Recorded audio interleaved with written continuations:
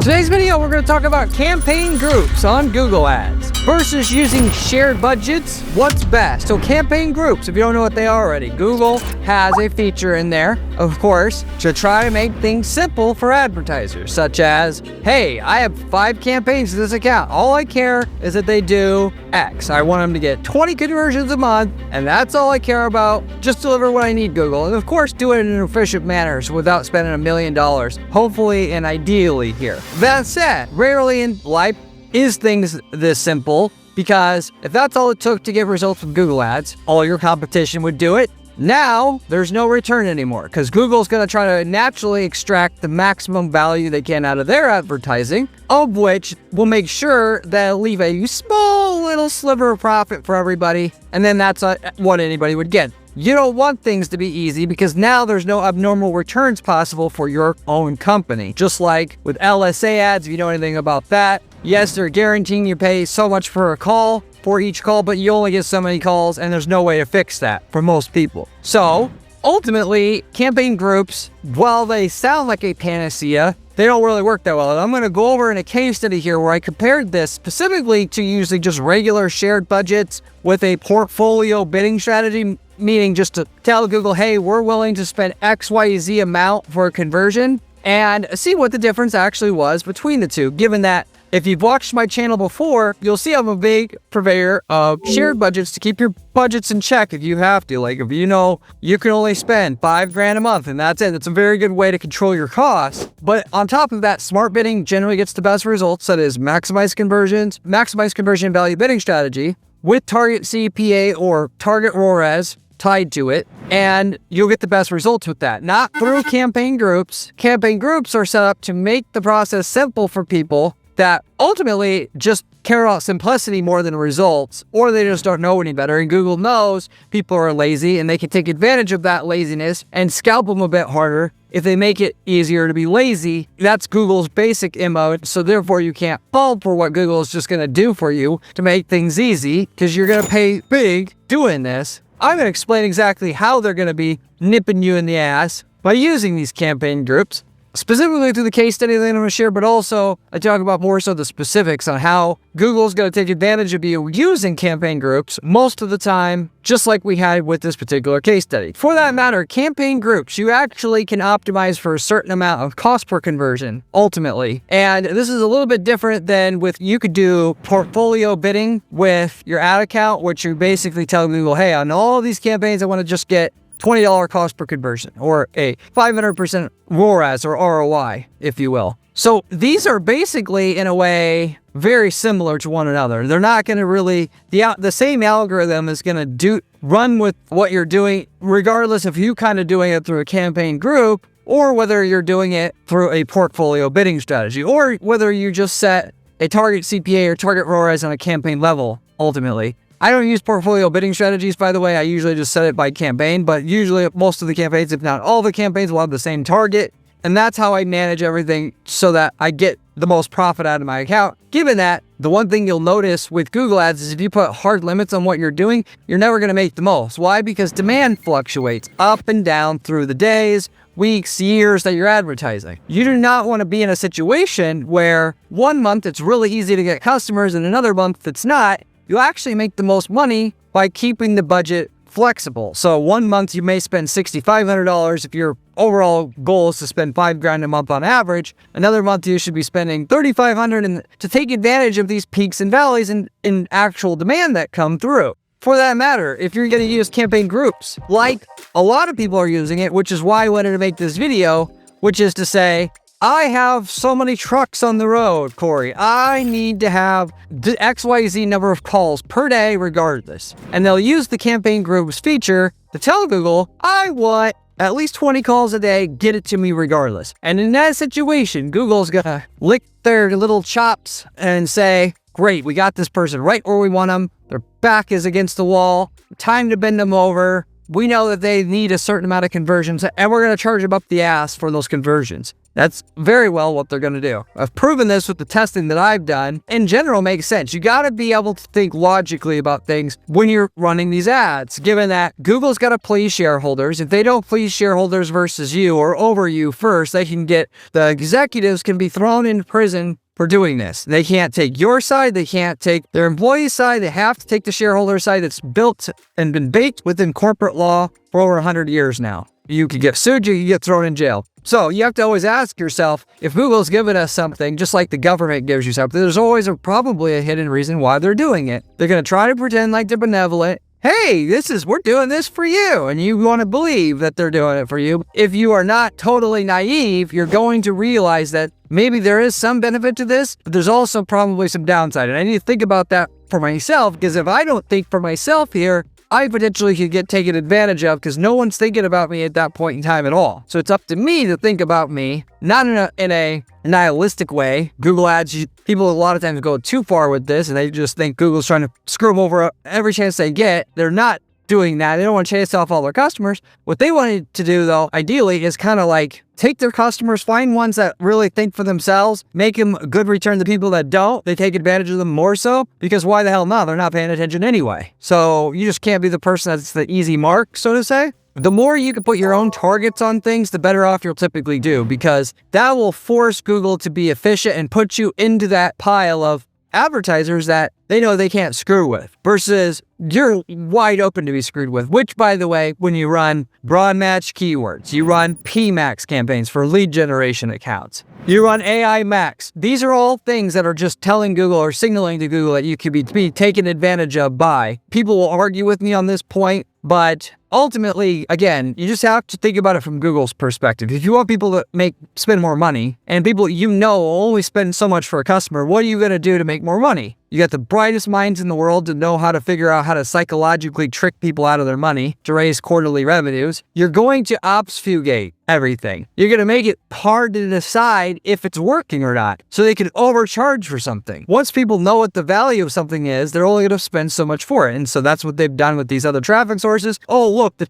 cost per click is cheaper. That's great. Well, really, you just got, for every 50 cents you saved on a click, you now pay for 3 times as shitty clicks in the process of this. So they give you something to throw you a bone in order to take advantage of you over here, even worse. That's Google's MO most of the time. So with all this said, the more you put hard controls on your campaigns, the better off you'll typically do, because you're not handing over the keys to your account and say, Google, here's my wallet, just spend my money, which is what they want everybody to do, which is why they pay Google reps to call you and pitch the flavor of the week of the way to do this. Now at this time, it's AI Search Max, because anything with the word AI on it is thought of as good automatically. So they're taking advantage of this right now as a way to obfuscate things and take more money than what they were taking before from advertisers that are willing to do it. Going back to the original point, I put together a test / case study here as a result of this, where we actually compared the results for a home remodeling company and the amount of conversions and ROI that we were getting from this home remodeling company. Home remodeling meaning like they do kitchen renovation, bathroom renovation, that kind of stuff. When we had a shared budget of $300 a day for all of our campaigns in our account and a target CPA set, ideally get a certain cost per lead across all the campaigns that we have in our account, of which our baseline there was, from the last 30 days before I switched over to using campaign groups, we had 18 conversions and a total of 792 ROAS, given that we, at our firm at least, like you should be doing, and not many people do, tracking leads all the way to a sale, seeing the revenue itself, and then seeing what your ROI is, because there's a huge difference in one lead and another. And if you're just optimizing for leads by itself, a lot of times it won't even be profitable, because the cheapest leads are never going to be the best quality leads. So for that matter, this was our baseline results. Now, what I wanted to see and demonstrate here was what kind of results would we get. Also, given I love it when a client asks a question about this type of thing,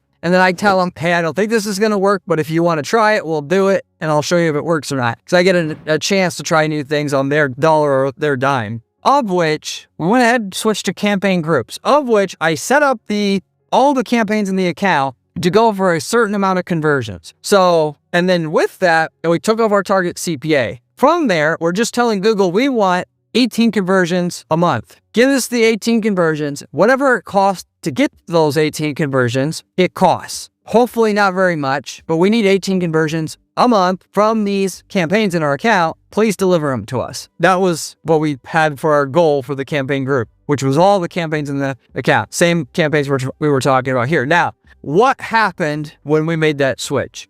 First of all, did we get the amount of conversions that we were supposed to get or needed to get to keep our guys busy or whatnot? Or should I say in this particular scenario, to at least get the same results that we were getting for in terms of volume of conversions, of which we absolutely did. Actually, we got a few extra conversions. We got, instead of 18 conversions, we got 21 conversions. However, here's the fly in the ointment. The amount of money that they spent to get these 21 conversions was way, way higher, which in this type of market, by the way, there's a lot of fluctuations by month. It's a highly seasonal business, of which the time we were doing this was in the fall, and this was the spring up here. So that affected our results clearly, I'm sure, a little bit, but not enough to throw off our results as much as it did. Not only that, but anytime you run an experiment like this, like in terms of bidding strategy, like of this scale, you're going to have to switch things, and then you're going to have to wait 90 days as a buffer period just for the campaigns to get back on the learning mode again. With a change like that, they're certainly going to go into learning mode, and if you don't do that, your test itself will be, the results will be muddy. It won't be statistically significant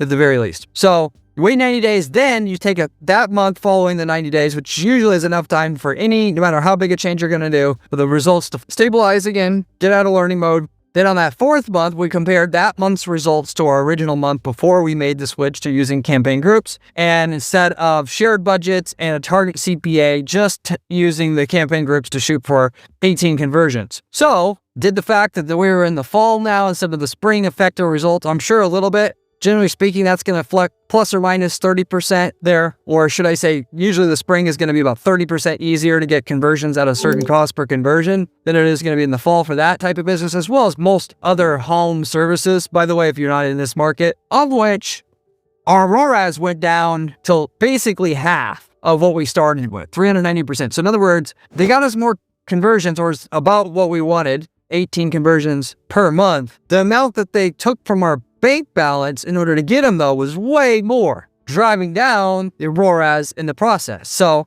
with the lesson here being, and tying in with what I was saying before, if you let Google take control of your money, your account, they're going to do what's in their best interest first and foremost before anything else that you're looking to do for your own business and the ROI you're looking to get, because they have their shareholders to serve. And in a competitive market like yours, especially, not only, but especially, they have other guys to send the traffic to. So ideally, they want to see if they can take advantage of somebody. And there's key things, clues that you're going to give out that you're a person that's easy to take advantage of, like with using campaign groups and telling them that you need a certain amount of conversions per month. They know through their PhDs that if somebody says, I need so much volume, that's like, wow, they're willing to pay a shitload more per conversion than this guy over here that's willing to only pay XYZ amount per conversion. Of which you may make an argument, but yeah, they're going to get me more volume. That may be true, but it's not going to be that much more volume than you're going to get with target CPA bidding itself, as per what I've demonstrated here as well. So there's not even a reason. Or you can't even say, well, we're going to use campaign groups because it's going to get Google to give us a certain amount of volume that we need. First of all, it's irrelevant because if your ROI is not good enough, what's the point? But second of all, it doesn't even affect your volume that much. All that, at least in this case study, and from what I've seen from other accounts where I've audited them and seen people using campaign groups, it's mainly just going to allow Google to rack up much higher of a bill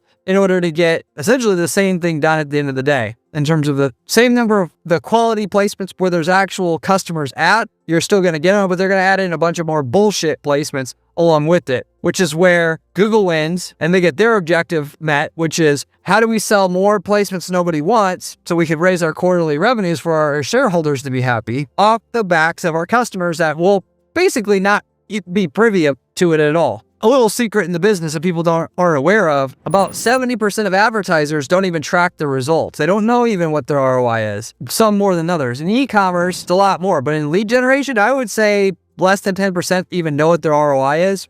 Crazy enough. So, and Google obviously knows this. What they're going to do is introduce these ways and things that sound good on paper, that obfuscate what's going on, to slip in shittier traffic, as is a Coke dealer would slip in, baby powder into the mix in order to increase their profits. So really that analogy applies here directly or exactly. They're going to do it to you. It's just a matter of whether you're going to accept it or deal with it or not, or you're just not going to do it. You can easily avoid this crap, and it actually works to your advantage, because when your competitors are all paying for baby laxative and you're paying for the pure thing, you end up having a massive advantage going for you now, because for every 3 clicks they pay for, one of them's quality, and you just pay for the one quality click, and that's it. So you want Google to be doing these shenanigans, and it can work to your favor. It's just not going to be what you want it to be on surface level, at the surface level here, which is, I want to know how to make money with Google Ads without having to work very hard. Guess what? Again, anything in life that's easy to do,